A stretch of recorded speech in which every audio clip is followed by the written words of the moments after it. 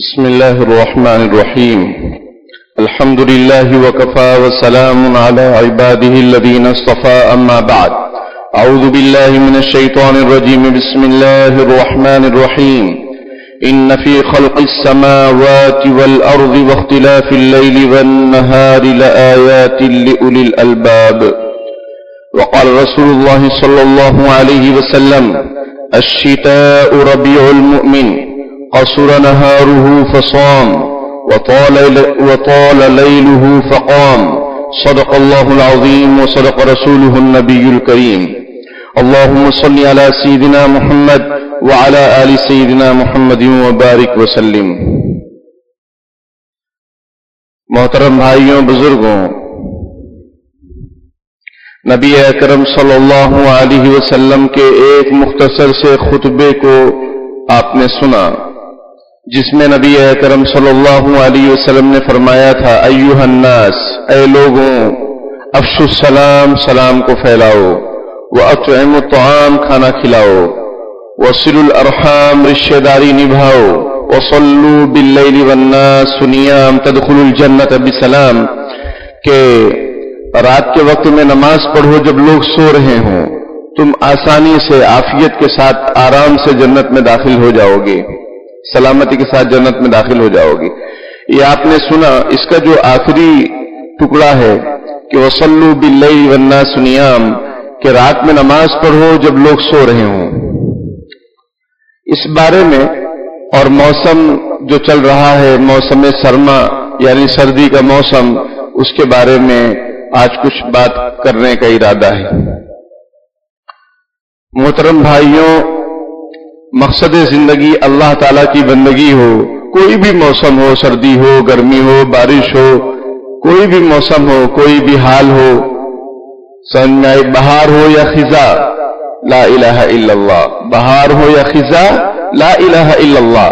کہ بہت خوشی ہے تو بھی لا الہ الا اللہ، اللہ کے سوا کوئی نہیں. بہت غم ہے تو بھی لا الہ الا اللہ، اللہ کے سوا کوئی نہیں. لیکن کچھ وقت ایسے ہوتے ہیں جن میں کچھ خصوصیت ہوتی ہے. جیسے یہ سردی کا موسم ہے، اس میں دن مختصر اور رات لمبی. نبی اکرم صلی اللہ علیہ وسلم کی تعلیمات کو ہم دیکھیں، صحابہ اکرام کے انداز کو ہم دیکھیں، تو حضور صلی اللہ علیہ وسلم یہ فرماتے ہیں کہ الشتاء ربیع المؤمن، کہ موسم سرما مومن کے لیے موسم بہار ہے. جیسے تاجر حضرات کے لیے کوئی موسم ایسا آتا ہے، کوئی تہوار ایسا آتا ہے، یہ خوب کمانے کا سیزن ہوتا ہے. اس میں دن رات ایک کر دیتے ہیں، رات کی نیند بھی قربان کر دیتے ہیں کہ بھئی ابھی سیزن ہے، بعد میں سوتے رہیں گے.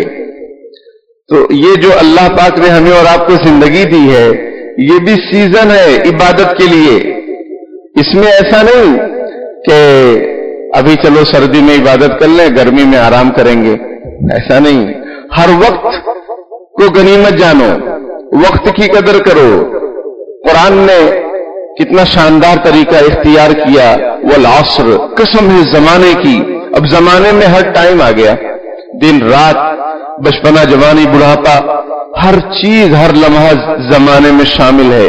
اللہ نے اس کی قسم کھائی اور فرمایا: ان الانسان لفی خسر، بے شک سارے انسان نقصان میں ہیں، سب گھاٹے میں، سب جو ہے پریشان حال ہیں.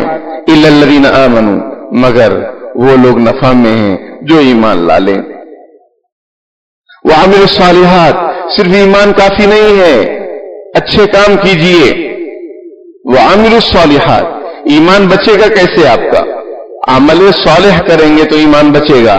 عمل نہیں کریں گے ایمان رخصت ہو جائے گا. کتنے مسلمان گھوم رہے ہیں، ابھی بھی گھوم رہے ہیں، ابھی بھی گھوم رہے ہیں، مطلب جمعہ نہیں پڑھ رہے ہیں، پان چبا کے گھوم رہے ہیں. یہ چائے کا ہوٹل بند ہو گیا. سمجھ میں آئی بات؟ پہلے زمانے میں چائے کی چھوٹی سی ٹپری ہوتی تھی، اب چائے کا ہوٹل ہونے لگا، ٹوٹل ہوٹل. سمجھ رہے ہیں؟ تو وہ بند ہے. وہ بیچارہ گیا نماز پڑھنے، لیکن اس کے رکھوالے ابھی بھی موجود ہیں، چکر لگا کے دیکھ لو. تو ایمان سے काम नहीं चलेगा सिर्फ ईमान से। ईमान बचेगा कैसे? सारे आमाल ईमान बचाने के लिए हैं। नमाज किस लिए है? बैनल अब्दी व बैनल कुफ्र तर्कुस सला। बंदे के ईमान और कुफ्र के दरमियान फर्क करने वाली चीज नमाज है कि ये मोमिन है कि मोमिन नहीं है। फिर बाद रिवायतों में भी मन तरक सलात मुतअम्मिदन फक़द कफर, जिसने जानबूझ के नमाज छोड़ा उसने कुफ्र किया। मुहद्दिसीन ये फरमाते हैं कि धीरे धीरे ये कुफ्र की तरफ चला जाएगा।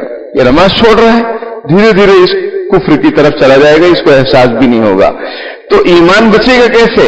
आमाल इल्लल्लज़ीना आमनू व अमिलुस सालिहात, जो ईमान लाए और अच्छे आमाल किए। अब आगे देखिए, और सिर्फ अच्छे आमाल पर भरोसा नहीं कि चलो भाई मैं अच्छा, सब अच्छे, मैं नमाजी, मैं नमाज पढ़ रहा हूं, मुझे दूसरों से क्या लेना। वो जो मैं कहता हूं ना, इन्वॉल्व नहीं होने का, अपने यहां बहुत चलता है, हर जुबान पर आपको मिलेगा ये इन्वॉल्व नहीं होने का अपने वो किधर भी। मैं तो ये कहता हूं कि ये जो सोच है कि हमको किसी के मामले में पढ़ना नहीं चाहिए, ये सोच मुस्लिमाना है ही नहीं। क्या है वो तुम जानो, क्योंकि मैंने बारहा सुना, ये बारहा सुना, कई लोगों के मुंह से सुना, छोटे से भी बड़े से भी, सबके मुंह से, अच्छे भी और सबसे, इन्वॉल्व नहीं होना चाहिए अपने को। ये क्या है? ये कुरान कहता है इन्वॉल्व होंगे तो तुम्हारा ईमान बचेगा, तुम नफा में रहोगे वरना तुम नुकसान में हो। और कुरान क्या कहता है? वामिलुस सालिहात, नेक अमाल। उसके बाद वतवासौ बिल हक, हक की तलकीन करो, हक बात लोगों को समझाओ, हक की दावत दो, हक की तरफ बुलाओ, हक में एक दूसरे का सपोर्ट करो। ये इन्वॉल्व नहीं है तो क्या है? ये इन्वॉल्व नहीं होना है तो क्या है? कितने लोग हैं जो इन्वॉल्व का चादर जो है, यानी इन्वॉल्व नहीं होने की चादर ओढ़ के सो रहे हैं, और मुआशरा तबाही के कगार पर है, बल्कि तबाही में डूब चुका है मुआशरा। और ये मुआशरा जो तबाही में डूबा है, आपको भी ले डूबेगा, आज नहीं तो कल, इंतजार करो। ये जो सोच है ये घटिया दर्जे की सोच है और इंतहाई इस्लामी तालीमात के खिलाफ सोच है कि हमको किसी के मामले में पढ़ना नहीं है। ये क्या है? आप मुसलमान हैं, आप इंसान भी नहीं हैं, आप इंसान भी नहीं हैं। मुसलमान की बात छोड़ो, सुम्मियल इंसान इल्ला लिउनसिही, इंसान को इंसान इसलिए कहा जाता है कि उसके दिल में दूसरों का दर्द गम है, इंसानियत उसमें है। अगर उसके दिल में दूसरों की फिक्र नहीं है, वो इंसान कहलाने के काबिल नहीं है। कारोबार करो, कौन मना करता है? बिजनेस करो, कौन मना करता है? लेकिन तुम उम्मत से कट जाओ, लोगों से बेफिक्र हो जाओ, उम्मत की बच्चियों से बेखबर हो जाओ कि क्या इर्तिदाद का मसला चल रहा है और बच्चियों का क्या हाल है मुआशरे में, कॉलेज में क्या हाल है, उन पर कितना टॉर्चर है, उनको कोई गैर टॉर्चर कर रहा है लेकिन उसको कोई देखने वाला नहीं, देख के आंख इधर कर ले रहे हैं कि अपने को इन्वॉल्व नहीं होना है। क्या है ये? कुरान कहता है, मैंने क्या कहा, जमाना की कसम खाई अल्लाह पाक ने, और इसी जमाने में सब कुछ है और इसी जमाने में सब कुछ आपको करना भी है, बाद में कोई मौका मिलने वाला नहीं है। लाल्ली आमलु सालिहन, मुझे जाने दीजिए। आदमी कहेगा जब उसकी मौत आएगी, हत्ता इज़ा जाअहुमुल मौत क़ाल रब्बिरजिऊन, कहेगा ए अल्लाह मुझे जरा वापस जाने दीजिए, दुनिया में लौटा दीजिए, मेरी रूह को लौटा दीजिए, मैं लाल्ली आमलु सालिहन, ताकि मैं खूब अच्छे अच्छे काम करूं। कल्ला, अल्लाह फरमाएंगे हरगिज नहीं, कोई चांस नहीं, मौका दिया जा चुका। तो गनीमत समझ जिंदगी की बहार कि आना ना होगा यहां बार बार, ये अल्लाह ने आपको और हम सबको मौका दिया है। करना क्या है? वतवासौ बिल हक, हक बात को फैलाओ, हक बात पर जमो, हक बात पर एक दूसरे का सपोर्ट करो। वतवासौ बिस्सब्र, इस पे हालात आएंगे। जब हक पर चलना शुरू करोगे या हक की बात करोगे तो हालात आएंगे। तो फिर क्या करना है? आप पर अकेले भी हालात आ सकते हैं, पूरी उम्मत पर भी हालात आ सकते हैं। तो करना क्या है फिर? वतवासौ बिस्सब्र, सब्र की तलकीन करो, कहो कि सब्र करो, इन्नल्लाह मअस साबिरीन, अल्लाह सब्र करने वालों के साथ है। नबी अकरम सल्लल्लाहु अलैहि वसल्लम देखते थे हजरत बिलाल पर जुल्म हो रहा है, हजरत खब्बाब पर जुल्म हो रहा है मक्के में, हजरत यासिर पर जुल्म हो रहा है, हजरत सुमैया रज़ियल्लाहु तआला अन्हा को शहीद कर दिया गया। हुजूर फरमाते थे اے آل یاسر، ہے تمار کے ابا کا نام یاسر، صبر سے کام لو، اس کا بدلہ جنت ہے۔ اے بلال صبر کرو، اللہ تعالی راستہ کھولیں گے۔ صبر کی تلقین، لوگ ٹینشن میں ڈپریشن میں، آپ کا انوالو نہ ہونا ان کو موت کے گھاٹ اتار دے رہا ہے۔ لڑکی، آپ کی بیٹی یا بیٹا ٹینشن میں ہے، لیکن آپ اس کو سپورٹ نہیں کر رہے، اس کو ٹائم نہیں دے رہے ہیں اور اس کے پاس بیٹھ نہیں رہے ہیں، اس کو غلط راہ پر چلا دے رہا ہے، غلط راہ پر چلے جا رہے ہیں، کیونکہ وہ کس سے کہیں، ان کو کوئی حوصلہ دینے والا نہیں۔ اور جو ہمارے یہاں ایسا بھی یہ دیکھنے میں آتا ہے کہ بات کرنے کی تمیز نہیں، کون سی بات کہاں کرنی چاہیے، شعور ہی نہیں، احساس ہی نہیں۔ بھائی، بات گرچہ بے سلیقہ ہو کلیم، بات کہنے کا سلیقہ چاہیے، شرط سلیقہ ہے ہر ایک امر میں، عیب بھی کرنے ہنر چاہیے، اللہ سے مانگو ہنر۔ کیا ہنر؟ کہ اے اللہ موقع کے مناسب بات کہنے کی توفیق عطا فرما۔ قرآن کہتا ہے سیدھی صاحب بات کرو، تو سیدھی صاحب بات کرنے کی بھی صلاحیت اللہ سے ہمیں مانگنی چاہیے، اللہ تعالیٰ کے پاس سب کچھ ہے۔ تو بچے ہیں، بچیاں ہیں، ان سے آپ ملیں، بات کریں۔ یہ جو اللہ نے ہم کو ٹائم دیا، سردی کا موسم دیا، پچھلے سال کتنے لوگ تھے ہمارے ساتھ، آج نہیں ہیں، قبرستان چلے گئے، انتقال ہو گیا، ہم بھی ایک دن نہیں رہیں گے، لیکن کرنا کیا ہے؟ نبی اکرم صلی اللہ علیہ وسلم فرماتے ہیں کہ الشتاء ربیع المومن، موسم سرما مومن کے لیے موسم بہار ہے، یعنی عبادت کا موسم ہے۔ ہر موسم عبادت کا ہے، ہر دن عبادت کا ہے، ہر شب قدرداں ہے قدرداں کے لیے، لیکن یہ خاص کیوں خاص؟ قصر نہار فصام، اس میں دن چھوٹا ہوتا ہے، مومن روزہ رکھتا ہے۔ وطال لیلہ فقام، اس میں راتیں لمبی ہوتی ہیں، وہ تہجد پڑھتا ہے، قیام اللیل کرتا ہے رات میں، کیونکہ رات لمبی ہے۔ سائنس کہتے ہیں 5 گھنٹے 6 گھنٹے سو جاؤ آپ فریش ہیں، میڈیکل سائنس کا یہ کہنا، تو بس ٹھیک ہے، بہت ٹائم مل رہا ہے، جلدی اگر سو جائیں تو جلدی اٹھ جائیں، یا پھر اگر تہجد آخری پہر میں مشکل ہو رہی ہے تو عشاء بعد پڑھ لو۔ تہجد کے وقت عشاء کی نماز کے بعد سے شروع ہو جاتا ہے، صبح صادق تک تہجد کا وقت رہتا ہے۔ تو وہ جو آپ صلی اللہ علیہ وسلم کا مختصر سا خطبہ جو 3-4 ہفتے سے چلا، اس میں آخر میں کیا ہے بات کہ وصلوا باللیل والناس نیام، رات میں نماز پڑھو جب لوگ سو رہے ہوں۔ یہ کام کرو گے تو کیا ہوگا؟ یہ 4 کام کر لو گے تو آرام سے جنت میں داخل ہو جاؤ۔ ہر کوئی یہ چاہتا ہے کہ میرا بیڑا پار ہو جائے، ہر مومن یہ چاہتا ہے، ہر مسلمان یہ چاہتا ہے۔ تو بیڑا پار آسانی سے کیسے ہوگا؟ وہ اعمال آپ کے سامنے ذکر کیے گئے، اور اس میں سے آخری عمل کیا کہ رات میں نماز پڑھو جب لوگ سو رہے ہوں۔ اب تہجد، بعض لوگ یہ سمجھتے ہیں کہ تہجد کے لیے سونا ضروری ہے، یہ لوگوں کی غلط فہمی ہے۔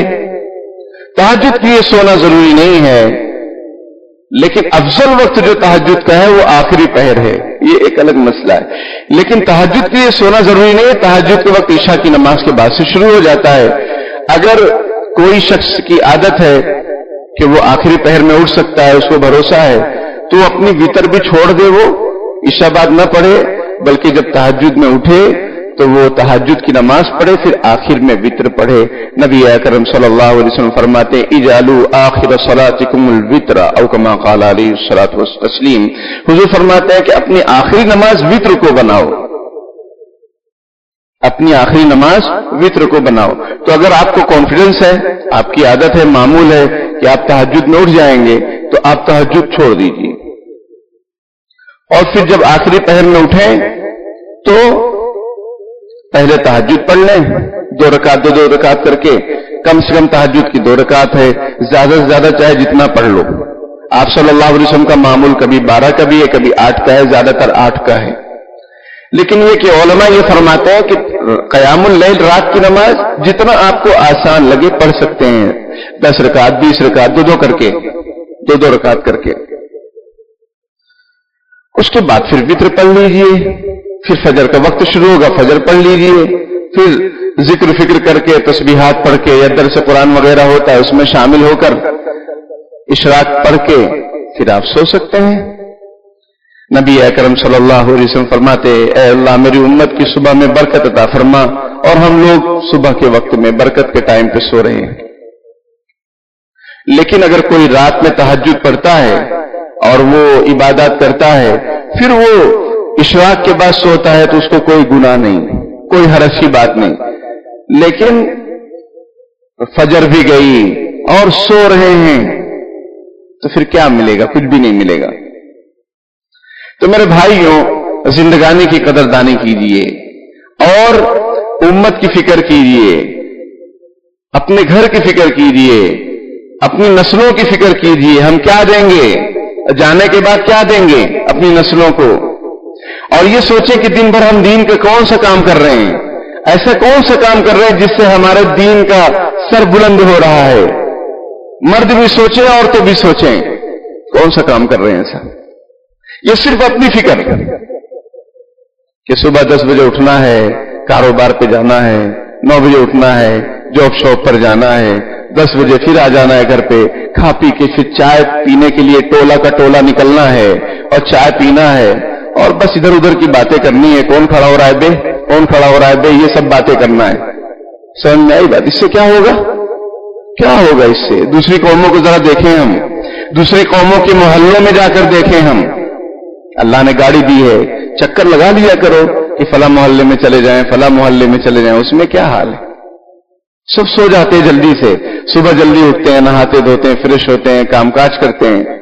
سمجھ میں آئی بات؟ ان کی جو دھارمک کتابیں ہیں اس کی کوئی گارنٹی نہیں ہے، لیکن آپ کی جو دھارمک کتاب ہے اس میں کوئی رتی کے برابر شک کی گنجائش نہیں ہے۔ ذالک الکتاب لا ریب فیہ ھدی للمتقین، یہ ایسی کتاب ہے کہ اس میں ذرہ برابر شک کی گنجائش نہیں ہے، اور یہ رہنمائی کی کتاب ہے متقین کے لیے۔ کوئی ہے رہنمائی حاصل کرنے والا، لیکن ہم نے اس کو بند کر کے رکھ دیا ہے۔ تو میرے بھائیوں، زندگانی کی قدردانی کیجیے اور اس موسم کی قدردانی کیجیے، خاص طور پر پتہ نہیں آئندہ یہ ملتا ہے کہ نہیں ملتا ہے۔ تو اس میں راتیں لمبی ہوتی ہیں، تہجد کا اہتمام کیجیے۔ تہجد کا اہتمام اگر آخری پہر میں مشکل ہو رہا ہے تو عشاء کی نماز پڑھنے کے بعد، فرض پڑھنے کے بعد، سنت پڑھنے کے بعد، وتر سے پہلے 2 رکعت، 4 رکعت، 6 رکعت، جتنی توفیق ہو تہجد کی نیت سے پڑھ لیجئے، آپ کو تہجد کا ثواب مل جائے گا۔ اور پھر بعد میں آخر میں وتر پڑھ لیجئے، پھر نفل پڑھ لیجئے۔ سمجھ میں آئی بات؟ تو میرے بھائیوں، یہ بھی ایک آسان طریقہ ہے تہجد کا ثواب حاصل کرنے کے لیے۔ اور تہجد کے بارے میں نبی اکرم صلی اللہ علیہ وسلم فرماتے ہیں علیکم بقیام اللیل، تم پر لازم ہے کہ تم رات میں کھڑے ہو، نماز پڑھو۔ ایک حدیث میں ہے کہ مسلمان پر ضروری ہے کہ وہ رات میں نماز پڑھے، چاہے دودھ دوہنے کے برابر ہی کیوں نہ پڑھے۔ جیسے جب دودھ دوہا جاتا ہے تو ایک مرتبہ دوہتے ہیں، پھر رکتے ہیں، پھر دوہتے ہیں، تو ایک مرتبہ جو دوہتے ہیں پھر رکتے ہیں، پھر دوہتے ہیں، تو جو بیچ کا ٹائم ہے اتنی دیر ہی کیوں نہ ہو لیکن رات میں نماز پڑھو۔ حضور فرماتے ہیں ہر ایک کے لیے ضروری ہے۔ اور مولانا علامہ اقبال رحمۃ اللہ علیہ فرماتے ہیں عطار ہو، رومی ہو، رازی ہو، غزالی ہو، کچھ ہاتھ نہیں آتا بے آہ سحرگاہی۔ کہ چاہے فرید الدین عطار رحمۃ اللہ علیہ ہو، چاہے مولانا رومی ہو، چاہے فخر الدین رازی رحمۃ اللہ علیہ ہو، کوئی بھی بڑا سے بڑا اللہ والا علامہ ہو، مفسر ہو، محدث ہو، کچھ ہاتھ نہیں آتا بے آہ سحرگاہی۔ جب تک وہ رات میں نماز نہیں پڑھیں گے، تہجد نہیں پڑھیں گے، اللہ کی ولایت نصیب نہیں ہوگی۔ شیخ جنید بغدادی رحمۃ اللہ علیہ کا انتقال ہوا تو کسی نے خواب میں پوچھا کہ حضرت آپ تو بہت بڑے اللہ والے، آپ کا کیا ہوا؟ اللہ نے کیا معاملہ کیا؟ تو فرمایا کہ جو میں پڑھتا پڑھاتا تھا، جو بیانات کرتا تھا، وہ سب ہوا ہو گئے، بس وہ رات کی تنہائی میں جو چند رکعتیں میں پڑھتا تھا وہی کام آئیں، باقی بیانات اور سب کتابیں اور واعظ اور ارشاد وہ سب دھرے کے درے رہ گئے۔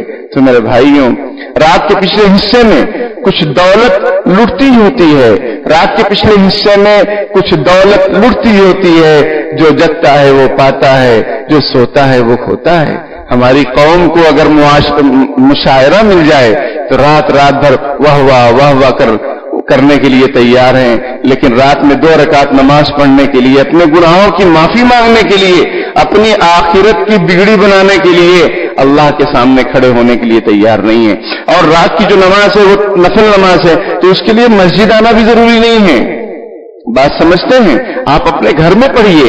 حدیث شریف میں رسول اللہ صلی اللہ علیہ وسلم نے ارشاد فرمایا کہ اپنے گھروں کو قبرستان مت بناؤ. مطلب قبرستان میں جس طریقے سے نہ سجدہ ہوتا ہے نہ نماز ہوتی ہے. بات سمجھتے ہیں؟ قبرستان میں قبر پر نہ سجدہ ہوتا ہے نہ نماز ہوتی ہے. تو اس طریقے سے تم اپنے گھروں کو قبرستان مت بناؤ، بلکہ اس میں نماز پڑھو. نماز کون سی؟ یہی نفل نمازیں، سنت نمازیں. فرض نماز تو مسجد میں پڑھنا واجب ہے، فرض نماز تو مسجد میں ہی پڑھنا ہے، لیکن جو نوافل ہیں یا سنتیں ہیں اس کو آپ اپنے گھر میں پڑھ سکتے ہیں. تو میرے بھائیوں بزرگوں، حضور علیہ الصلوۃ والسلام فرماتے ہیں کہ سردی کا موسم مومن کے لیے موسم بہار ہے. لوٹ لو. دن میں روزہ رکھو. روزہ کتنے لوگوں کے چھوٹے ہوئے ہیں. آپ نے رمضان میں سفر کر لیا تھا تو وہ روزہ چھوٹا ہوا ہے، وہ توبہ سے معاف نہیں ہوتا ہے. آپ کو معلوم ہے مسئلہ کہ نماز چھوٹی ہے، روزہ چھوٹا ہے، یہ توبہ سے تھوڑی معاف ہوتے ہیں، یہ قضا کرنے سے معاف ہوتے ہیں. کسی کا آپ نے 1 لاکھ لیا اور توبہ کر رہے ہیں، اے اللہ مجھے معاف کر دیجیے، تو معاف نہیں ہوگا. اس کو 1 لاکھ لوٹانا پڑے گا، یہ معافی کرنی پڑے گی. معافی تلافی، یا تو دے دو یا معافی کروا لو تو معاف ہوگا. یہ نہیں کہ آپ نے کسی کا 1 لاکھ لیا اور اللہ کے سامنے خوب رو رہے ہیں، خوب طواف کر رہے ہیں. تو کعبے کا طواف کرنے سے یا کعبے کا چکر لگانے سے لوگوں کو جو چکر دیے ہیں وہ ہرگز معاف نہیں ہوتے ہیں، وہ تو لوگوں سے معاف کروانے سے معاف ہوتے ہیں. اسی طریقے سے جو فرض روزے چھوٹے ہیں یا جو نمازیں چھوٹی ہیں وہ توبہ سے معاف نہیں ہوں گے، وہ تہجد میں رونے سے معاف نہیں ہوں گے، اس کو قضا کرنا پڑے گا آپ کو. تو کتنے ہمارے روزے قضا ہوئے ہیں بالغ ہونے کے بعد سے، وہ قضا کر لو. معلوم نہیں ہے تو ایک اندازہ، ایک فگر نکالو اور اس حساب سے قضا کر لو. ابھی دن چھوٹے ہیں. اور نمازیں کتنی ہماری قضا ہوئی ہیں اس کو بھی قضا کر لو اور اللہ سے معافی مانگ لو کہ اللہ اب جو ہوا سو ہوا، آئندہ انشاءاللہ نہ کوئی روزہ چھوٹے گا نہ کوئی نماز چھوٹے گی. اور اگر چھوٹ گئی بالفرض، کبھی آنکھ لگ گئی تو فوراً اٹھ کے نماز پڑھ لیں گے. حدیث شریف میں رسول اللہ صلی اللہ علیہ وسلم ارشاد فرماتے ہیں کہ کوئی آدمی بھول جائے یا سو جائے نماز سے، پھر اس کو جب یاد آئے، جب آنکھ کھلے فوراً نماز پڑھ لے، فوراً نماز پڑھ لے. چونکہ انسان ہے، ہو جاتی بھول چوک. تو یہ ہمارے نبی کی تعلیم ہے. تو میرے دوستو، یہ موسم اللہ نے ہمیں دیا ہے، ہم کو چاہیے کہ ہم اپنی آخرت کی تیاری کریں اور اپنے گھر والوں کی تربیت کی فکر کریں. بہت برا ماحول دیکھنے میں آ رہا ہے، خاص طور پر ہماری جو بچیاں جو گھروں سے باہر جا رہی ہیں، کسی بھی کام سے جا رہی ہیں. تو میں تو یہ کہتا ہوں، شریعت بھی یہ کہتی ہے کہ عورت تو باہر بغیر محرم کے نکلے نہیں. شریعت یہ کہتی ہے. آپ کو معلوم ہے کہ بغیر محرم کی عورت حج نہیں کر سکتی، معلوم ہے نا. اگر اس پر حج فرض بھی ہو، وہ کروڑ پتی ہے، پتی نہیں ہے، پتنی ہے، کروڑ پتنی ہے، لیکن اس کا کوئی ہے نہیں جس کے ساتھ وہ حج پر جائے. محرم کوئی نہیں ہے، سب غیر محرم ہے، تو وہ حج پر نہ جائے. وہ وصیت کر کے جائے کہ میں مر رہی ہوں، میں حج نہیں کر سکی، میری طرف سے حج بدل کروا دینا. شریعت کی تعلیم. آج ہماری بچیاں سننے کہاں جا رہی ہیں، پڑھنے جا رہی ہیں، کہاں جا رہی، ادھر ادھر جا رہی. تو بہتر یہ ہے کہ آپ خود لے کر جاؤ، خود لینے جاؤ، خود لے کر جاؤ، خود پہنچاؤ، خود لینے آؤ. سب سے بہتر طریقہ یہ نہیں کہ آپ نے ان کو گاڑی دے دیا، جاؤ آزاد.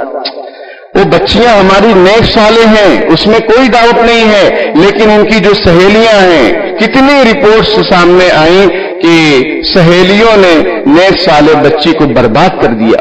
اور اس ماحول میں جس میں پلان ہے، پری پلان سب کچھ ہو رہا ہو، اس میں ہم آنکھ بند کر لیں کہ ہاں سب سیف ہے.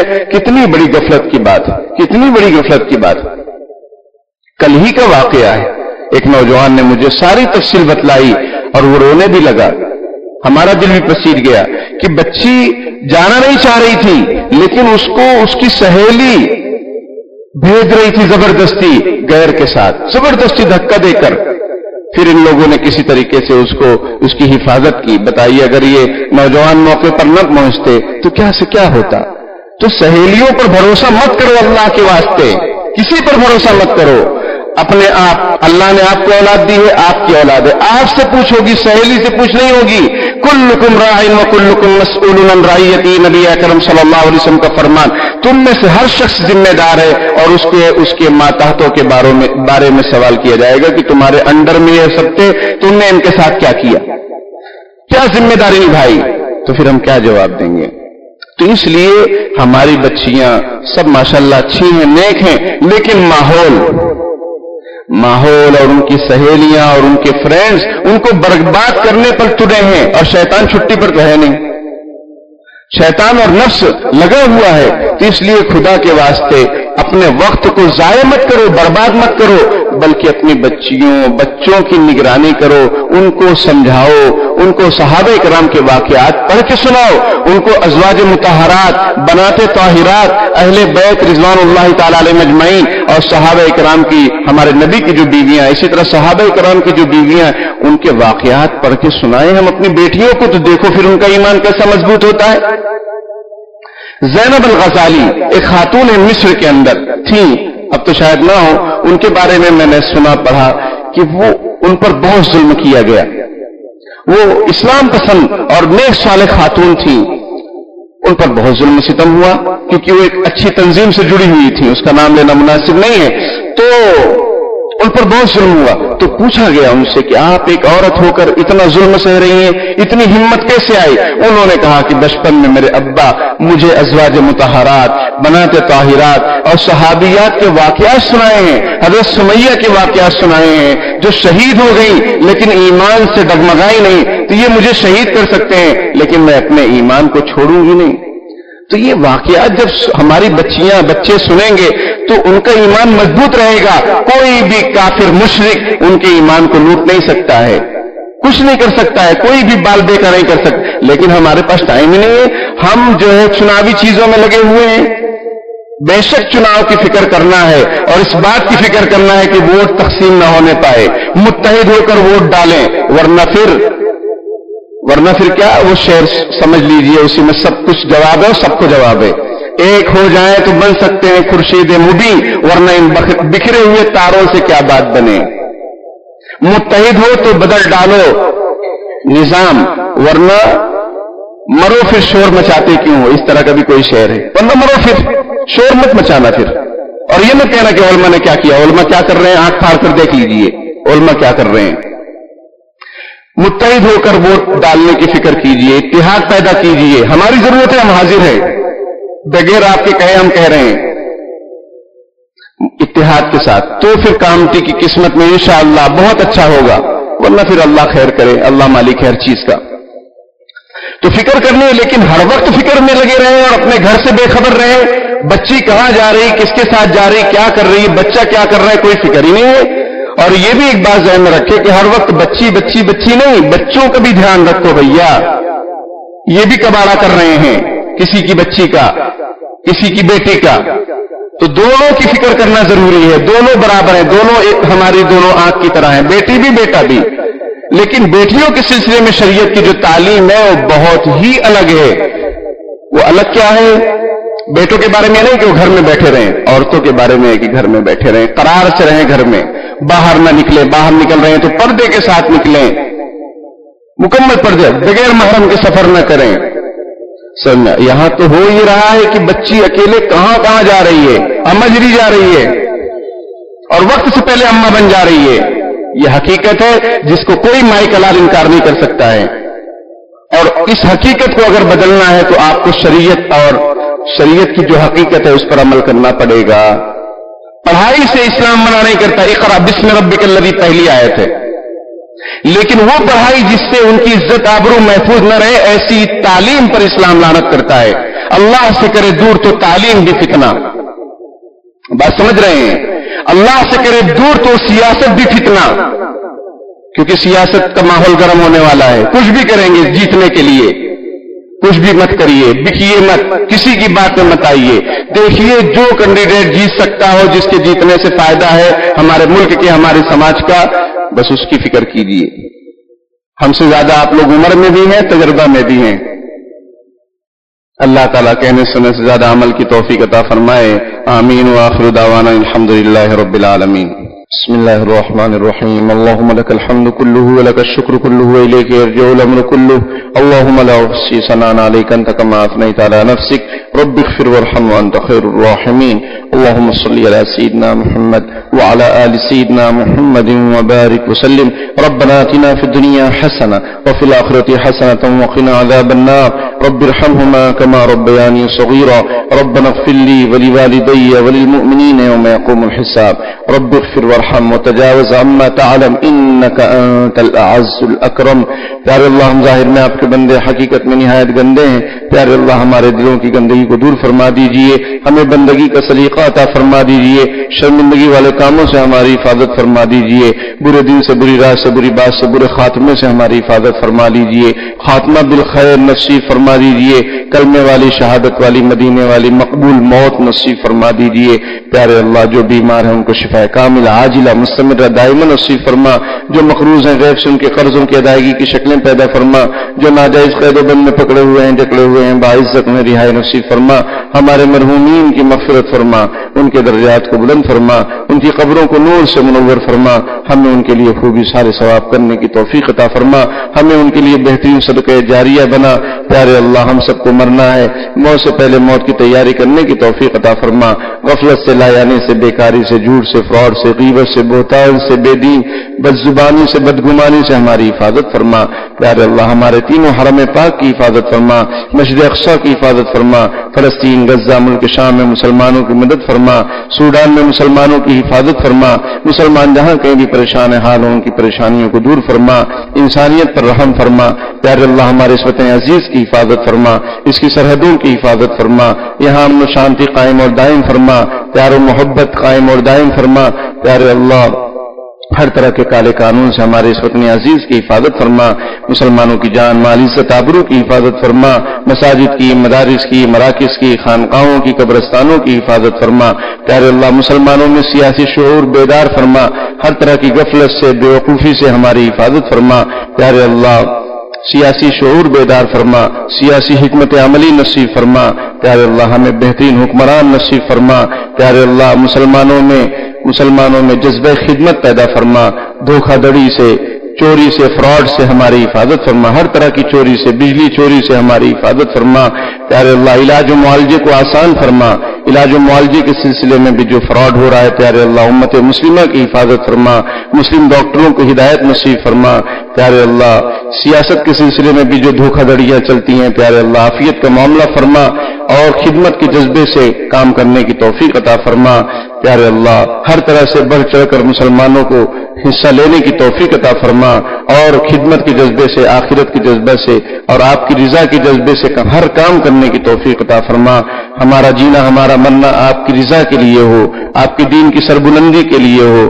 پیارے اللہ، ایسا فیصلہ فرما. ہمیں اور ہماری نسلوں کو دین کی خدمت کے لیے قبول فرما، ملک و ملت کی خدمت کے لیے قبول فرما. جزا اللہ عنا محمد صلی اللہ علیہ وسلم ما هو اہلہ برحمتک یا ارحم.